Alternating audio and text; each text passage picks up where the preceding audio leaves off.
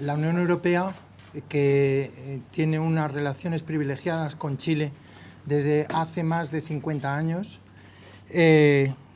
y que aporta un mecanismo que nos hemos dado de protección civil, se puso en contacto con las autoridades chilenas desde el minuto uno y a través de nuestra embajadora Estela Cirbudakis estuvo canalizada toda la ayuda de los 34 países que forman parte del Mecanismo Europeo de Protección Civil, que son 34, los 28 miembros más 6 países adicionales.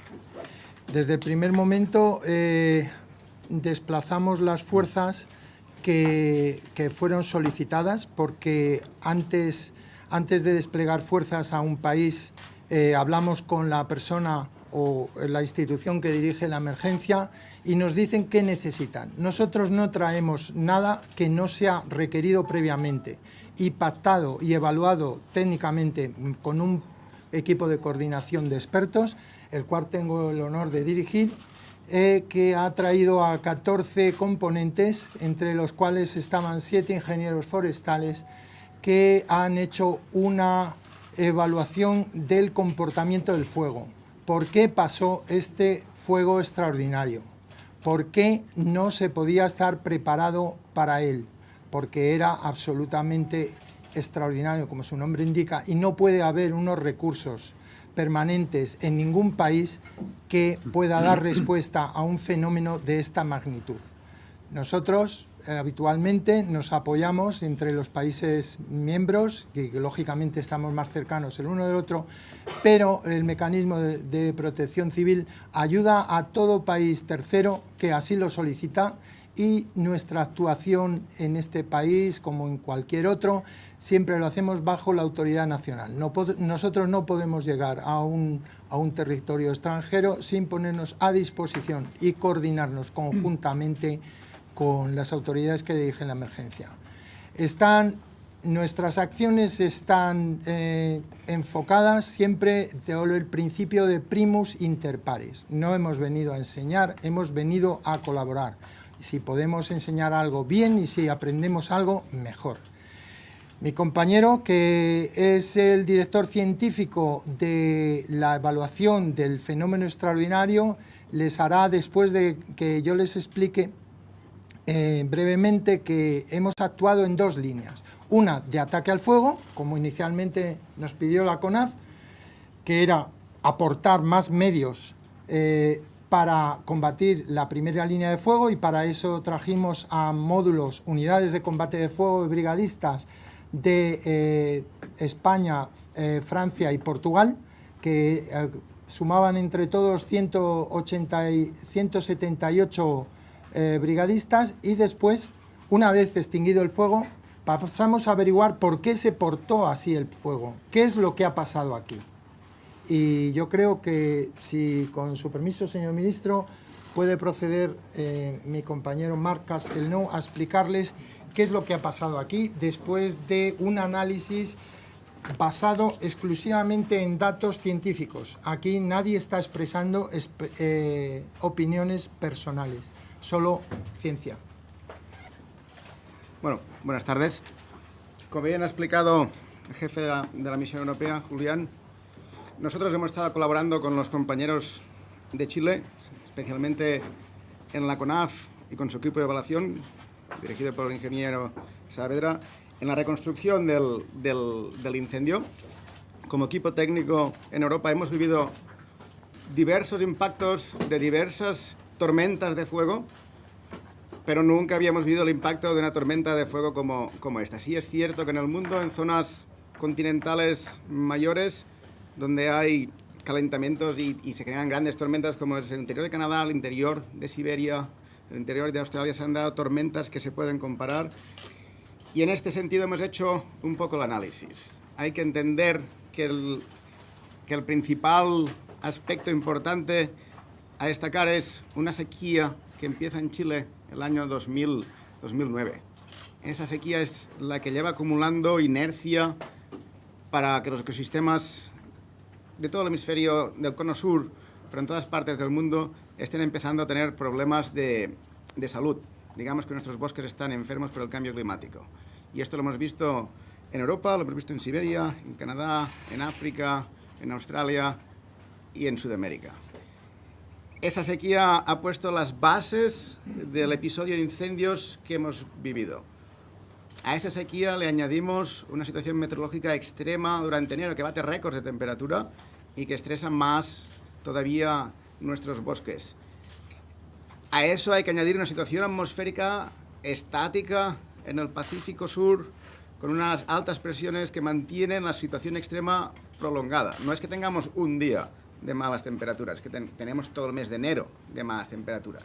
Con lo cual esto ya definitivamente pone la situación de nuestros bosques en muy mal estado y empieza a generar un efecto de acumulación de potencial para el incendio.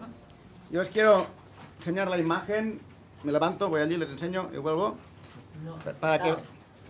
No, hablaré aquí, pero tengo que ir allí a enseñar.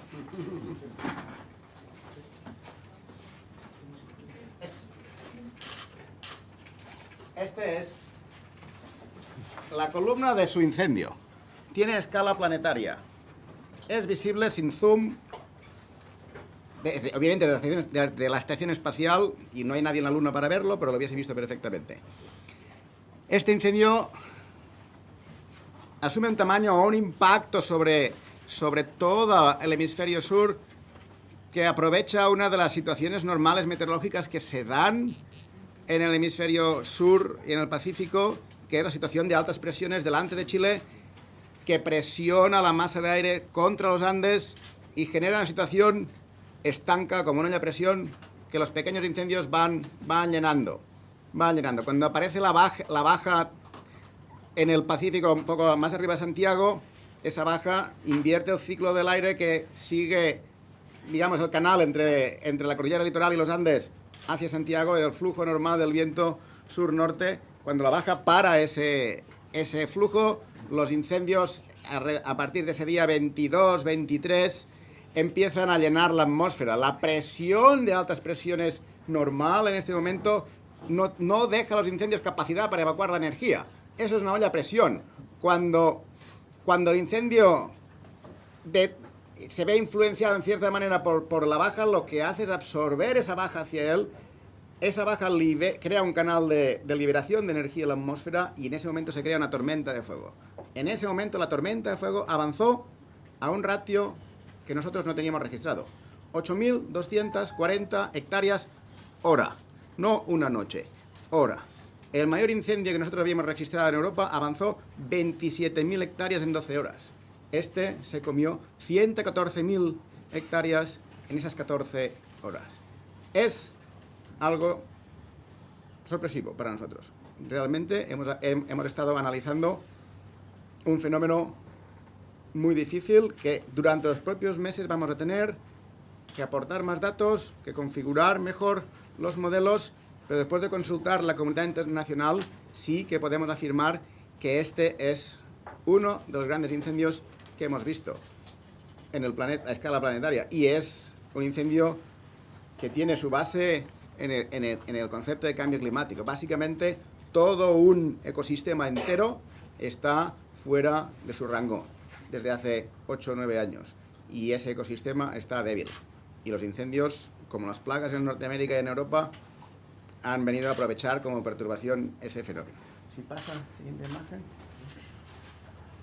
Otra vez me levanto, explico y vuelvo a explicar. Una tormenta, como ustedes saben, es un giro básicamente una tormenta es un corriente ascendente que tiene su giro. La peor expresión de una tormenta es un tornado. Cuando la diferencia térmica entre la parte alta y la baja de la atmósfera es grande, se crean los tornados o los grandes tornados. Esto es lo que creó el incendio la noche del 25 al 26 de enero. Y eso se puede ver en esta imagen, que es la imagen original en campo, cuando estábamos reconstruyendo con la ayuda del equipo de CONAF de planificación en Santiago y los técnicos de las regiones de Maule y Biobío, que dibujé. Y cuando vi este dibujo, pues claro, mi sorpresa fue importante. Me explico. Incendio de la máquina. Bituquén, Cauquenes y Biobío está abajo. Esto está girando así 400 kilómetros. Es el impacto de la tormenta de fuego en pleno giro. Y es una de las imágenes más impactantes. Junto con esto, y gracias al equipo de meteorólogos de aquí, de CONAF, hemos mirado los datos meteorológicos de una anécdota, pero una anécdota que confirma todo. La isla de Robinson Crusoe, en el archipiélago Juan Fernández, la noche del 25 al 26, su humedad relativa a medianoche se precipita a 30%, cuando tendría que ser un 70-80%, y su temperatura sube a 30 grados en plena noche. Simplemente quiere decir que el incendio del Maule, de las máquinas, estaba afectando directamente la atmósfera de la isla Robinson Crusoe. 890 kilómetros de distancia. Ese es el tamaño de la tormenta. Para ponerlo de otra manera, para que ustedes entiendan de lo que estamos hablando. Esto quiere decir que si en España yo tengo un incendio en Portugal, al lado de Lisboa, y un incendio en Barcelona, en la zona de Cataluña, en España, ¿quién va a pensar que esos dos incendios van a interaccionar? Nadie. Pues esto es lo que estaba pasando en Chile. ¿Sí pasas? Básicamente, hasta el momento, el límite de capacidad de extinción en energía a la que los sistemas de extinción pueden afrontarse, cualquier sistema de extinción del mundo, está entre 4 y 6.000 kilovatios metro. 10.000 kilovatios metro ya queda fuera capacidad de extinción. Esas son las generaciones de incendio. Los grandes incendios, a partir de 30.000 kilovatios, se supone que son tormentas de incendio. Se supone que son efectos que no puedes luchar, que son incendios que llamamos hambrientos. Bueno, hemos estado analizando, ayer el ingeniero Saavedra y el ingeniero Brull terminaron los últimos datos, pero en este momento este incendio estuvo corriendo a 80-90.000 kilovatios metro, muy por encima del límite de lo que es una tormenta de fuego. Y esto nos llega a la conclusión que hemos dicho que nosotros los técnicos trabajamos con generaciones de incendios.